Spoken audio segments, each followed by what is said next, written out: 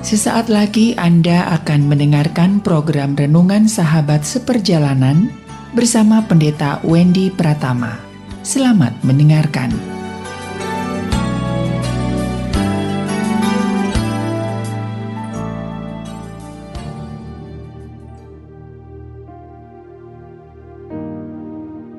Selamat berjumpa kembali dalam layanan audio Sahabat Seperjalanan. Hari ini adalah hari Rabu 7 Desember 2022. Tema renungan saat teduh kita dengan judul Ketika Allah Marah.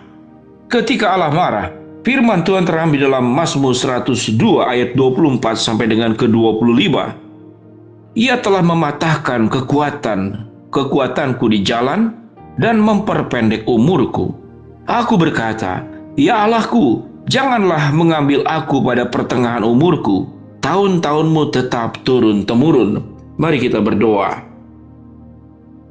Bapa yang di dalam surga, terima kasih bahwa kami memiliki Allah yang bisa mengekspresikan kebaikannya di dalam bentuk berbagai macam bentuk. Salah satunya dengan kemarahan yang kudus yang Tuhan nyatakan kepada setiap anak-anaknya. Dalam nama Tuhan Yesus kami berdoa. Amin. Shalom sahabat seperjalanan. Sewaktu kita mengenal Allah itu adalah kasih, sangat mudah dipahami. Sewaktu kita mengenal tentang Allah itu maha baik, sangat mudah dipahami. Namun tatkala kemudian kita berhadapan dengan satu sifat Allah, Allah itu marah, maka ini menjadi tanda tanya. Mengapa Allah bisa marah? Karena seringkali kita menganggap bahwa marah dan kemarahan itu adalah bagian daripada sebuah dosa, sebuah perbuatan dosa. Namun itulah bedanya kemarahan daripada Allah dan kemarahan daripada manusia. Kemarahan manusia seringkali didasari atau didorong oleh kepentingan pribadi, oleh ketersinggungan. Namun kemarahan Allah adalah untuk kepentingan kita semua. Sahabat seperjalanan, itulah kemarahan Allah demi kepentingan kita semua. Kalau berbicara di dalam hubungan antar manusia, mana kemarahan yang sesungguhnya untuk kepentingan orang lain? Biasanya itu timbul dari kemarahan orang tua kepada anaknya. Misalkan anak masih kecil dilarang jalan-jalan ke daerah dapur, apalagi bermain kompor gas, bermain api, itu pasti dilarang dan orang tua marah.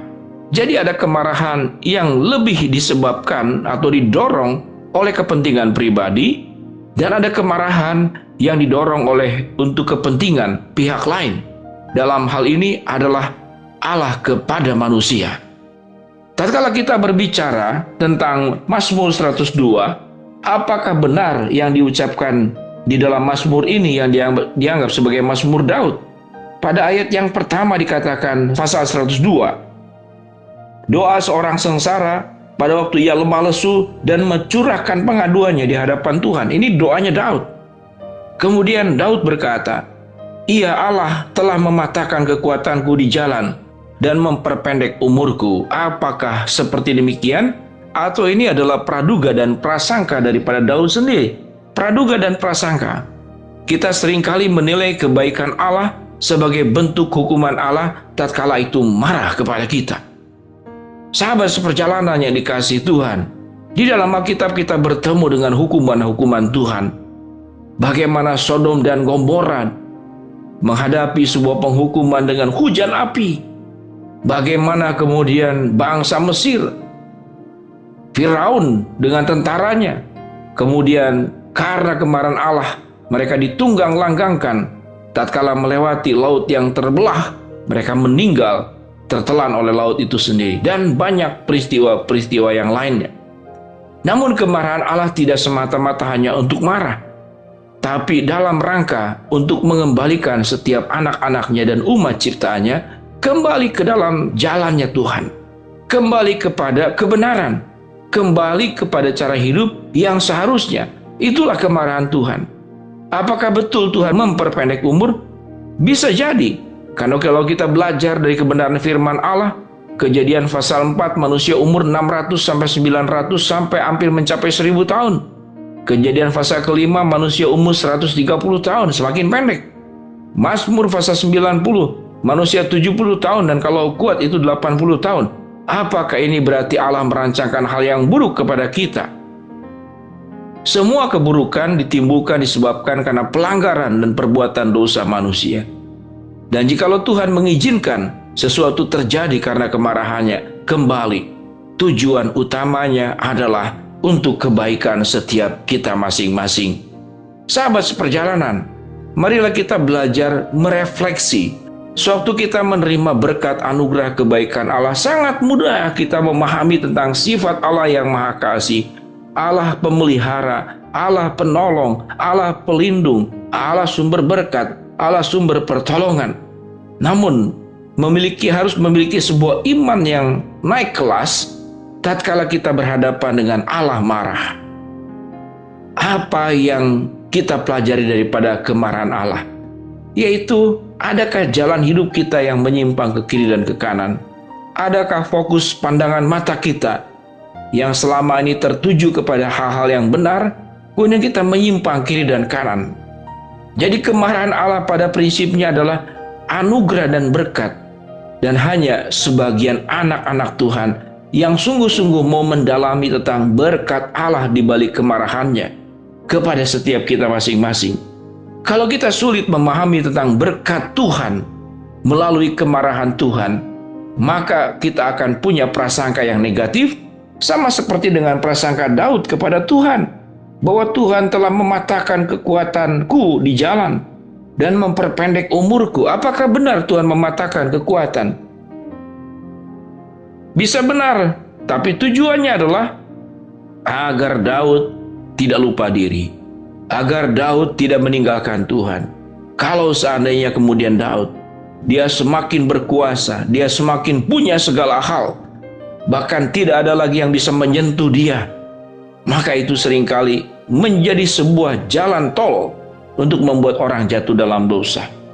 Kalau kita dengan mudah menjadi kaya, kadang-kadang itu jalan tol yang membuat kita jatuh dalam dosa. Kalau kita dengan mudah dilancarkan untuk semua rencana kita, seringkali itu adalah jalan tol yang membuat kita meninggalkan dan melupakan Tuhan. Tuhan izinkan berbagai macam persoalan yang terjadi karena kesalahan kita untuk mengingatkan setiap kita masing-masing sahabat seperjalanan agar kita jangan sampai salah jalan, salah melangkah. Sewaktu Allah marah karena kita salah jalan, sewaktu Allah menunjukkan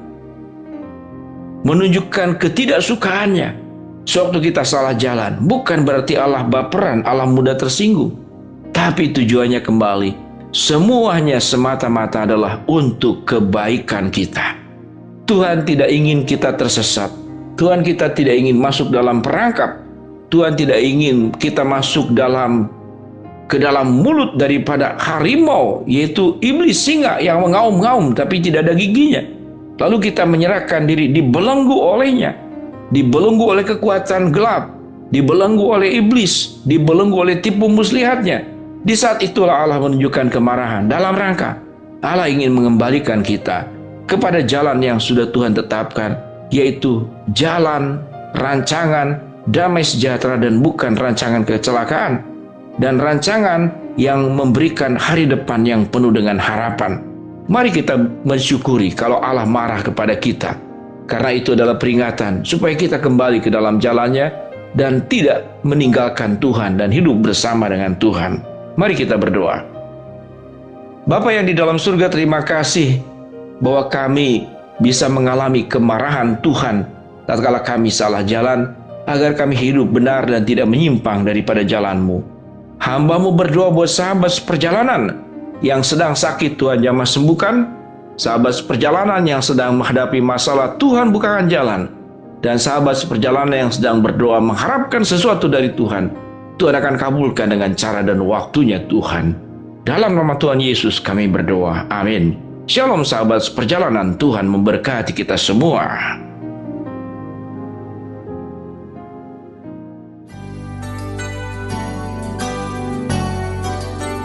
Anda baru saja mendengarkan program Renungan Sahabat Seperjalanan bersama Pendeta Wendy Pratama.